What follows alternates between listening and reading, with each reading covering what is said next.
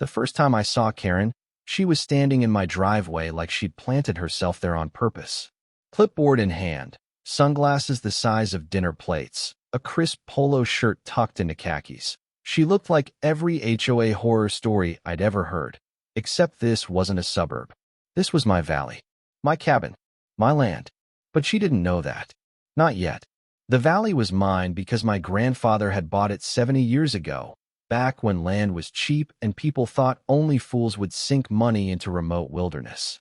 He built the cabin with his own hands, raised my dad here, and eventually passed it to me.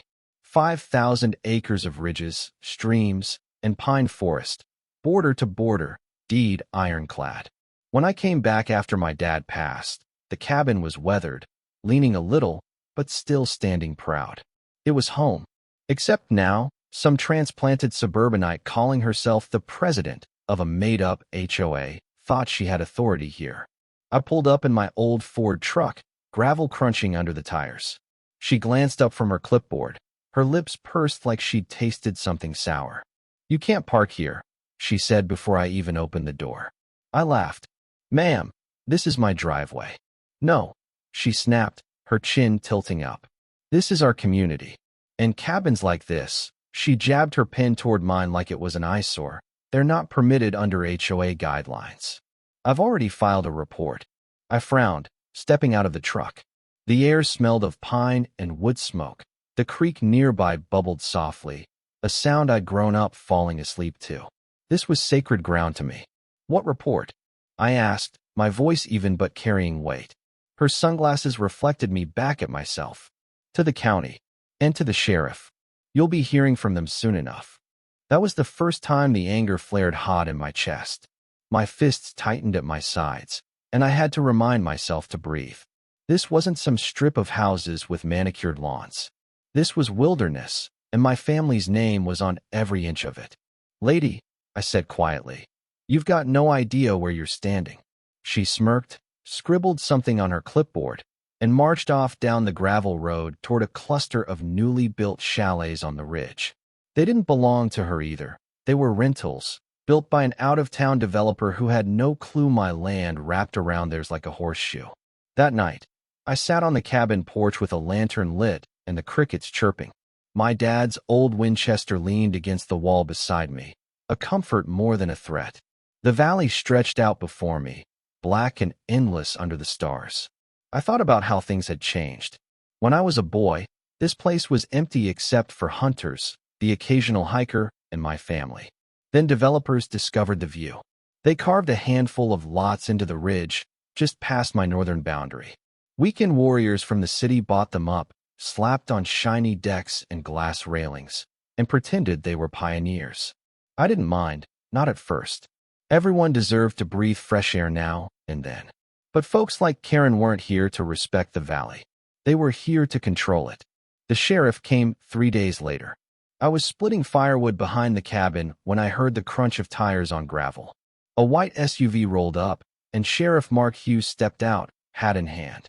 He'd been around as long as I could remember, broad-shouldered, slow-moving, his mustache more gray than black now. "Evenin', Daniel," he called, his voice carrying easy familiarity.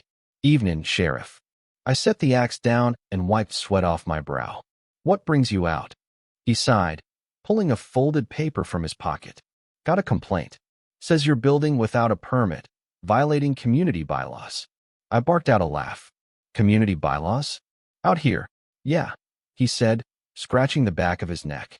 "Lady named Karen Whitmore. Says she's president of the Ridgeview Homeowners Association." I leaned on the axe handle. "Sheriff, my dad bought this land in '52. The whole valley. Every ridge, every creek, every damn tree. My cabin's older than Ridgeview itself." Mark nodded slowly. "I figured as much. Hell, I've been hunting with your old man on this land since I was a kid. But you know how it goes. Once someone files a complaint, I gotta follow up." "So what now?" He tucked the paper back in his pocket. "Far as I'm concerned, you're clean. But I'd keep your paperwork handy. Folks like her don't back off easy." He wasn't kidding. The next week, Karen showed up again, this time with 2 other Ridgeview homeowners in tow, both looking uncomfortable as she marched them up my porch steps. Mr. Bennett, she said briskly, as though we were in a courtroom, this cabin violates HOA aesthetics. The bylaws clearly state no unpainted wooden structures are allowed. It lowers property values. I sipped my coffee, leaning back in my chair. Ma'am, this isn't Ridgeview. You've got no say here. You don't understand, she said, slapping her clipboard for emphasis. This valley is a community. We all have to abide by the same rules. That means paint, landscaping, exterior lighting. Lighting? I interrupted, raising an eyebrow. Lady, I like the stars at night.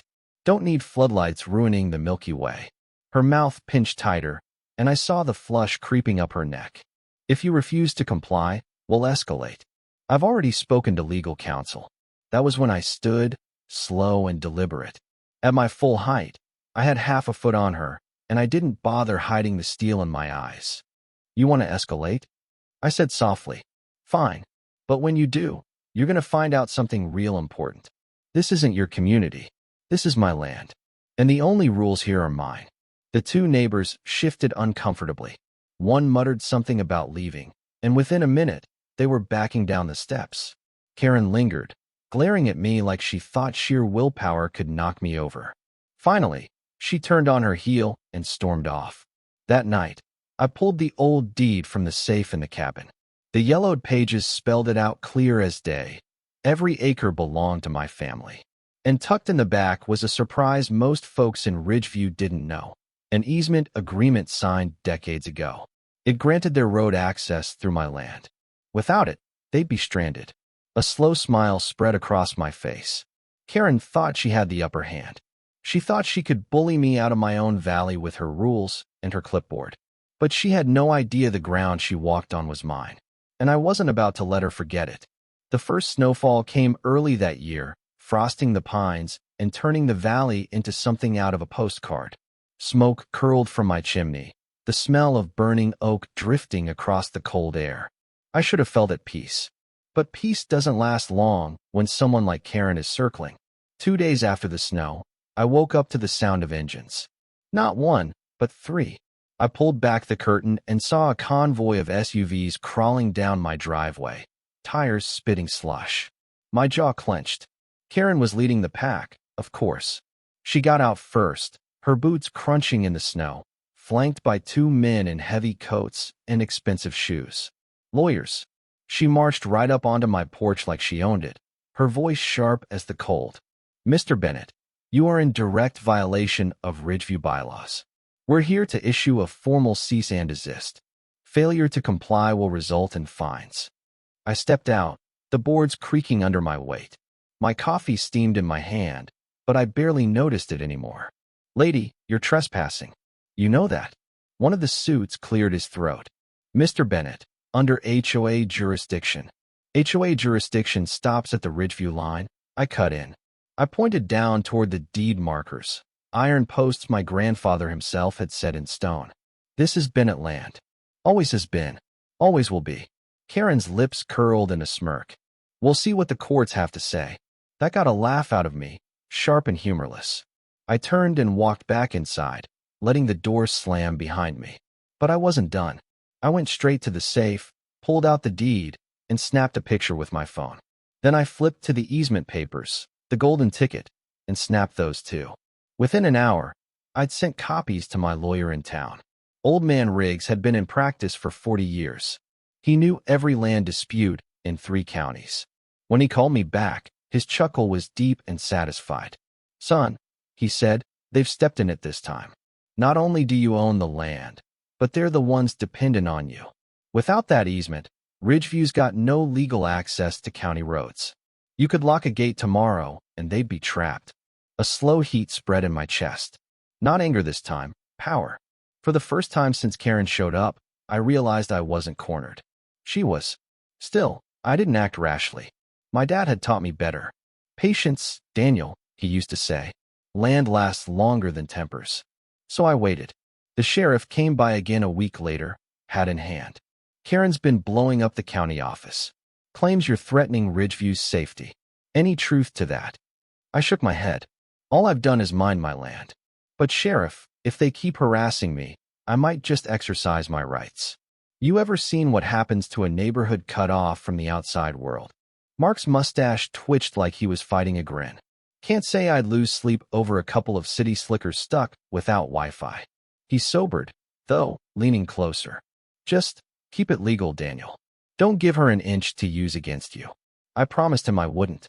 But deep down, I was already picturing it. The Ridgeview folks panicking when the gate swung shut. Karen must have sensed her grip slipping, because she doubled down. She started sending letters, official-looking envelopes stuffed with threats of fines, demands for inspections, even notices of mandatory HOA meetings. I burned every one in the wood stove, watching the flames curl them into ash. Then came the night of the police lights.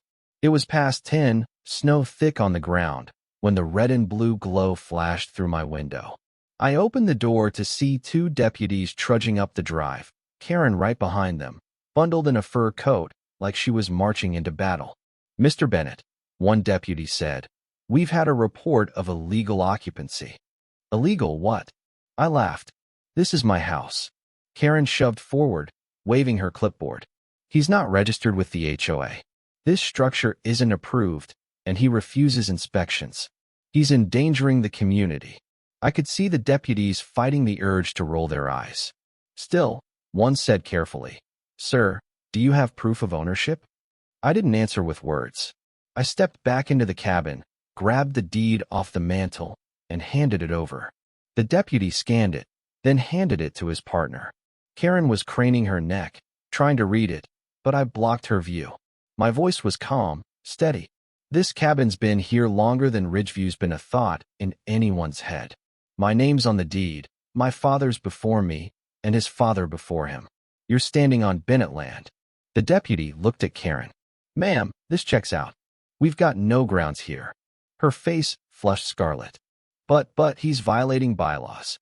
"Ma'am," the deputy said, his patience thinning, "HOA bylaws don't apply outside HOA property." That was the first crack I saw in her armor. Her lips trembled, her eyes darting, and for a second she looked less like a tyrant and more like someone realizing the ground was crumbling beneath her feet. I didn't press it. Not yet. The deputies left. Karen stomped off into the night, her SUV fishtailing in the snow as she sped away. I stood on my porch long after the lights faded, breath fogging in the cold, heart hammering with adrenaline. I had proof. I had the law. I had the land. But Karen wasn't done. The next morning, a letter arrived by courier, this one with a law firm's seal. They were threatening to sue, claiming my cabin was an unauthorized structure endangering property values. They demanded I demolish it within 60 days or face severe legal consequences. I sat at the table, the paper trembling in my hands, not from fear, but from fury. This was my home, my family's legacy, and they wanted to tear it down like it was nothing more than a shed. That night, as the fire popped and cracked in the hearth, I laid the deed and easement papers out on the table. My hands rested on them like they were scripture. If Karen wanted war, I'd give her war. Only this time, I wouldn't just defend my cabin. I'd remind every last one of them whose valley this really was. The storm hit hard that winter. Snow piled up against the porch, drifts swallowing fence posts, the wind howling through the valley like a living thing. Ridgeview wasn't built for weather like this. Power lines sagged, roads iced over, and those shiny chalets up on the ridge lost their heat within hours. From my porch, I could see the glow of flashlights flickering between houses. I imagined the Ridgeview folks huddled inside, blankets wrapped tight, cell phones dead without chargers. The valley was reminding them who was boss. That's when I knew it was time. The next morning, bundled in my thickest coat, I drove down to the old ranch gate on the north side, the one that gave Ridgeview its only road to the county highway. The gate had been standing for 70 years, but the lock was long gone. I fixed that with a brand new steel padlock, chained tight around the posts. When the sound of a car horn echoed across the snow, I didn't even flinch. A black SUV had pulled up on the other side of the gate, tires spinning uselessly in the slush. Karen stepped out, fur coat swaying, her face pale with fury. "What do you think you're doing?" she shouted, breath fogging the air. I leaned on the gate, calm as stone. Securing my property. You can't just block a public road, she shrieked. This isn't public, I said, my voice low but carrying. This is Bennett land. And the only reason you've had access is because my grandfather allowed it. That easement, I tapped the folder under my arm, is a privilege, not a right. Her jaw dropped, eyes narrowing like she was trying to piece together a puzzle she'd never known existed. You wouldn't dare. I smiled, slow and deliberate. Try me. She stormed back to her SUV, fumbling for her phone, but I knew it wouldn't matter. With the power out and towers down, she had no signal. Ridgeview was cut off, just like that. Word spread fast. By evening, half a dozen Ridgeview residents were gathered at the gate, bundled in coats and scarves, their breath rising in clouds. Some looked angry, others just scared. Kids cried in the back seats of cars. A man I recognized from the HOA board, a wiry guy with glasses, stepped forward. Daniel, he said, his voice strained, please. We've got elderly folks up there who need medication. You can't just lock us in. I studied him, then the crowd. Their fear was real. They weren't all like Karen. Most were just folks who'd bought into a dream without knowing whose land they were living on. Maybe you should have thought of that, I said evenly, before your HOA tried to take my home from me. Karen shoved past him, face blotchy with rage. Don't you dare play the victim. You're nothing but a squatter in a shack. We're the community. We set the rules. Her words cut through the cold air, but instead of silencing the crowd, they stirred something else. Murmurs spread. A woman wrapped in a red scarf glared at Karen. He's not the problem. You are. You dragged us into this mess. For the first time, Karen faltered. I saw it, the crack in her authority widening, her neighbors turning against her. That night, I sat by my fire, watching the flames dance. Part of me wanted to hold that gate shut until Ridgeview learned its lesson. But another part of me, the part my dad had raised, knew I couldn't let innocent folks freeze because of one woman's arrogance. The next morning, I drove back to the gate. The crowd was bigger now, shivering in the pale winter sun. Karen was there, of course, barking orders no one was following. I unlocked the gate with a clink of steel. The sound was like thunder in the silence. You'll have your access, I said, voice steady. But hear me loud and clear, you're on Bennett land. This valley is mine. And the next time you come after my home, I won't just lock the gate. I'll shut Ridgeview down for good. Gasps rippled through the crowd. Karen's face twisted, but before she could spit another word, one of her own neighbors spoke up. He's right, the wiry man said. We can't live here without him. This valley belongs to the Bennetts. Always has. Others nodded, their voices rising in agreement. The tide had turned. Karen stood frozen, her power slipping through her fingers like snowmelt. When I looked at her, I didn't see a tyrant anymore. I saw someone beaten at her own game, cornered by the truth she couldn't control. But I knew this wasn't over. Not yet. Because people like Karen don't just give up. They lash out. And when she did, I had to be ready. The thaw came slow that spring, ice melting into streams that cut silver paths through the valley. Birds returned to the trees, their calls sharp and sweet in the crisp air. Life felt like it was waking up again. But beneath the calm, I knew a storm was still brewing. Karen had gone quiet since the gate incident. Too quiet. The kind of silence that makes you check over your shoulder when you're chopping wood.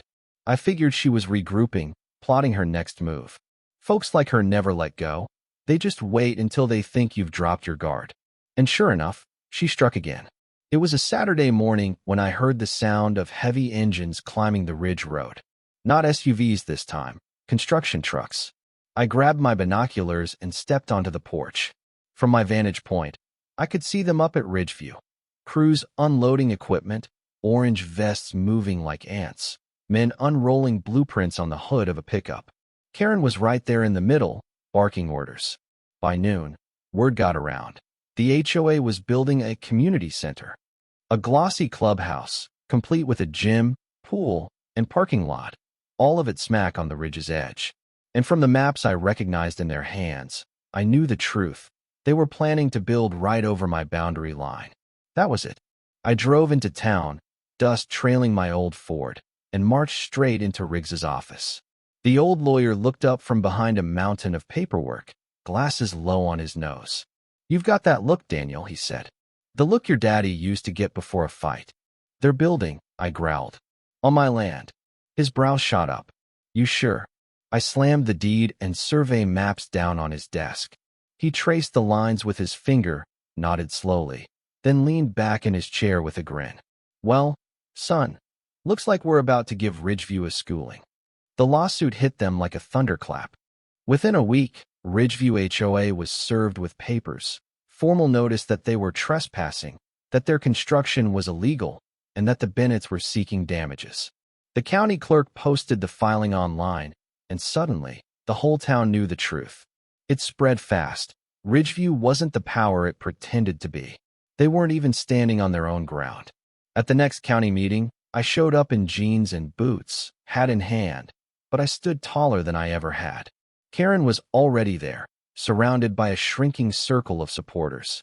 Her face was tight, eyes darting as whispers filled the chamber. When it was my turn to speak, I didn't bother with fancy words. "My family's been on this land since 1952, I said, my voice echoing in the wood-paneled room. "We built here, we bled here, and we've taken care of this valley for 3 generations.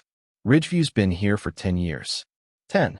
And in those 10, they've tried to tell me I don't belong. Well, I've got news for them. This valley isn't theirs to control. It never was." Silence followed. Then, scattered applause. Even a few Ridgeview folks clapped. Karen stood, her voice cracking as she tried to argue. This man is threatening our community.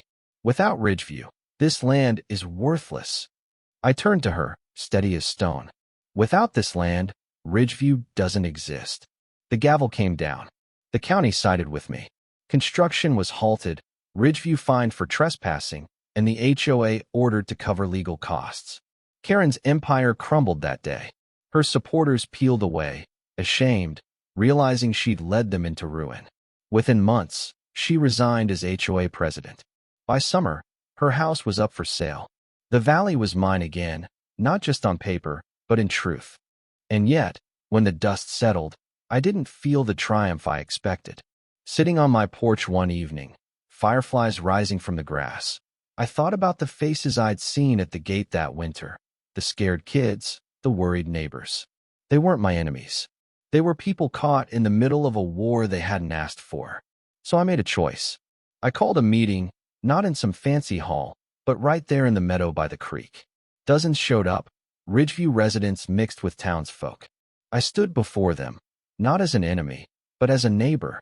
"I'm not here to control you," I said. "I'm here to remind you this valley has a history, and it deserves respect. You want to live here? Fine.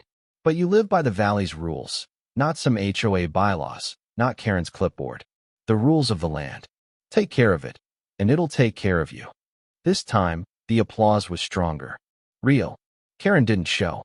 She never would. But that didn't matter anymore. As the sun dipped behind the ridges, casting long shadows over the meadow, I felt something shift. Not just victory, but peace. The valley was whole again, and so was I. I sat back on the porch later that night, the crickets chirping, the stars burning bright overhead.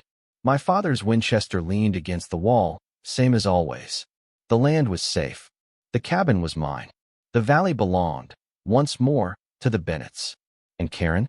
She was just a ghost in the story now. If you enjoyed this intense story, smash that like button and subscribe for more gripping, cinematic tales. Don't forget to hit the bell so you never miss the next thriller. Your support keeps these stories coming.